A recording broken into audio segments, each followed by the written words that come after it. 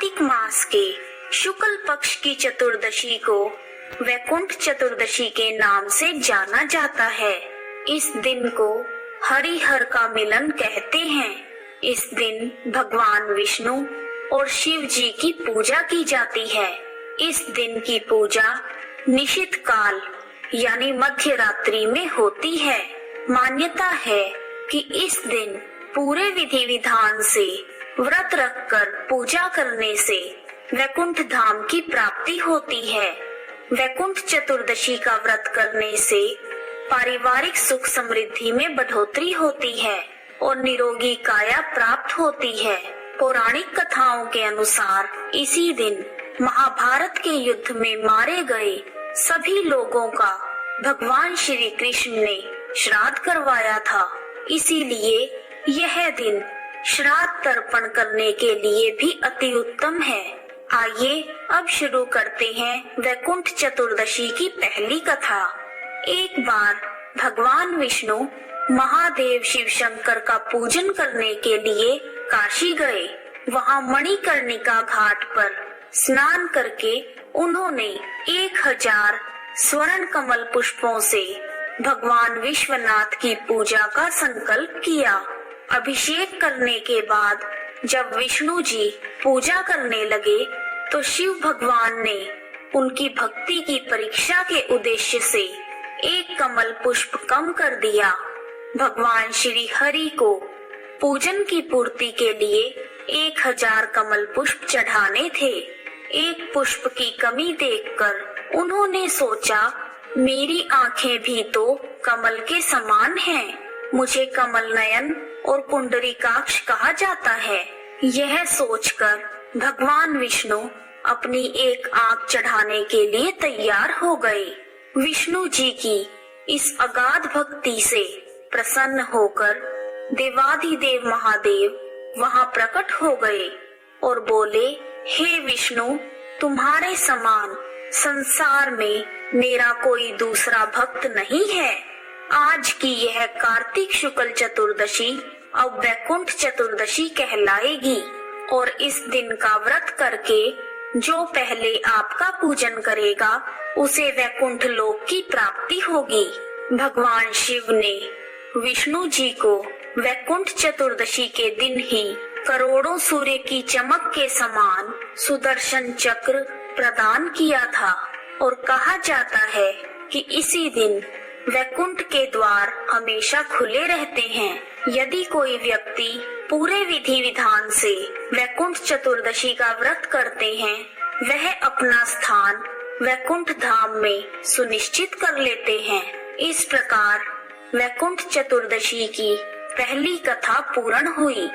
आइए अब शुरू करते हैं वैकुंठ चतुर्दशी की दूसरी कथा। प्राचीन समय में उज्जैन में धनेश्वर नाम का एक ब्राह्मण रहता था। वह रस, चमड़ा और कंबल आदि का व्यापार करता था।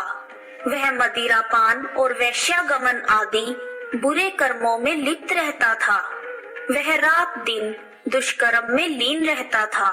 इसलिए वह व्यापार करने के लिए नगर नगर घूमता था।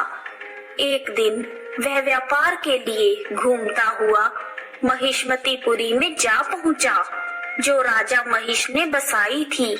उस समय कार्तिक मास चल रहा था। वहां की शोभा नर्मदा नदी के किनारे कार्तिक मास का व्रत करने वाले बहुत से लोग अनेकों गांवों से स्नान करने के लिए आए हुए थे।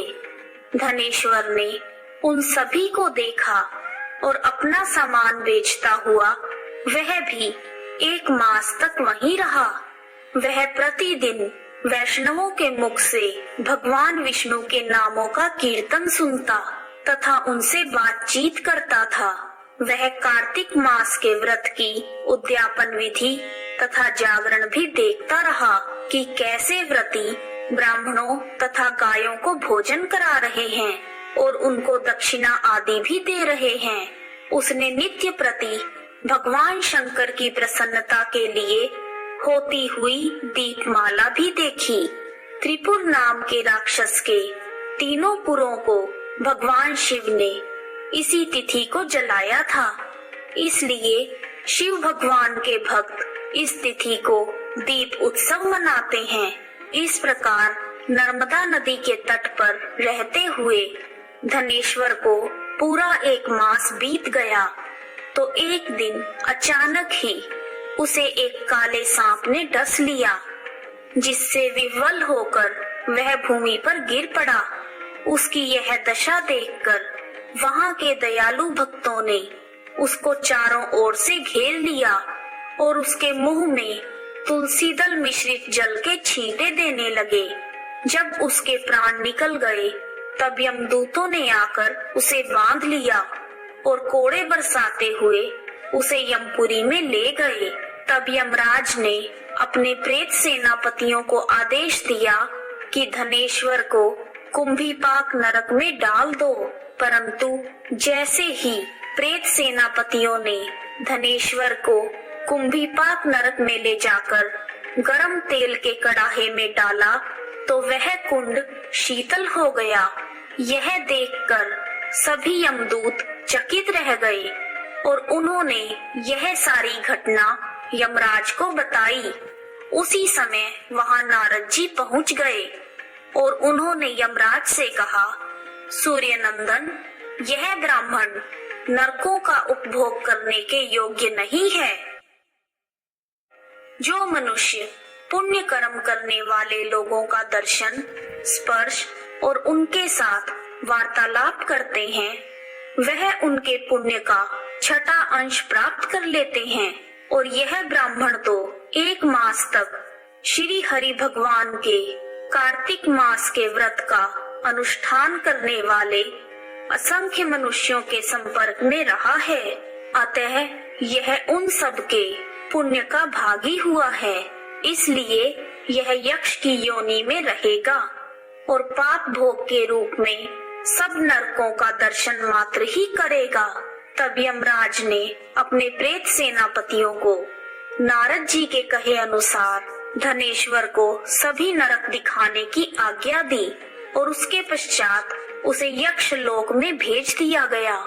वहां जाकर धनेश्वर को यक्ष लोक का राजा बना दिया और वही धनेश्वर कुबेर का अनुचर धन क्षय बनकर प्रसिद्ध हुआ। हे प्रभु, जैसे आपने धनेश्वर को सभी पापों से मुक्त किया, उसी प्रकार इस कथा को सुनने, पढ़ने अथवा कहने वाले सब पर अपनी कृपा बनाए रखना। इस प्रकार वैकुंठ चतुर्दशी की दूसरी कथा पूर्ण हुई। आइए अब शुरू करते हैं वैकुंठ चतुर्दशी की तीसरी कथा। एक बार देवर्षि नारद पृथ्वी लोक से घूमकर वैकुंठ धाम में गए। भगवान विष्णु ने उन्हें आदर पूर्वक बैठाया और प्रसन्न होकर उनके आने का कारण पूछा। तब नारद जी बोले, हे प्रभु, आपने अपना नाम कृपा निधान रखा है, इससे आपके जो प्रिय भक्त हैं वही तर पाते हैं। जो सामान्य नर नारी हैं वह भव सागर से वंचित रह जाते हैं। इसलिए आप मुझे कोई ऐसा सरल उपाय बताएं जिससे सामान्य भक्त भी आपकी भक्ति कर मुक्ति पा सकें। यह सुनकर विष्णु जी बोले, हे नारद, कार्तिक शुक्ल पक्ष की चतुर्दशी को जो नर नारी व्रत का पालन करेंगे और श्रद्धा भाव से मेरी पूजा करेंगे, उनके लिए स्वर्ग के द्वार साक्षात खुले होंगे। इसके बाद विष्णु जी ने जय और विजय को बुलाया और उन्हें कार्तिक चतुर्दशी को स्वर्ग के द्वार खुले रखने का आदेश दिया। भगवान विष्णु ने यह भी कहा कि इस दिन जो भी भक्त मेरा नाम लेकर पूजन करेंगे वह वैकुंठ धाम को प्राप्त करेंगे।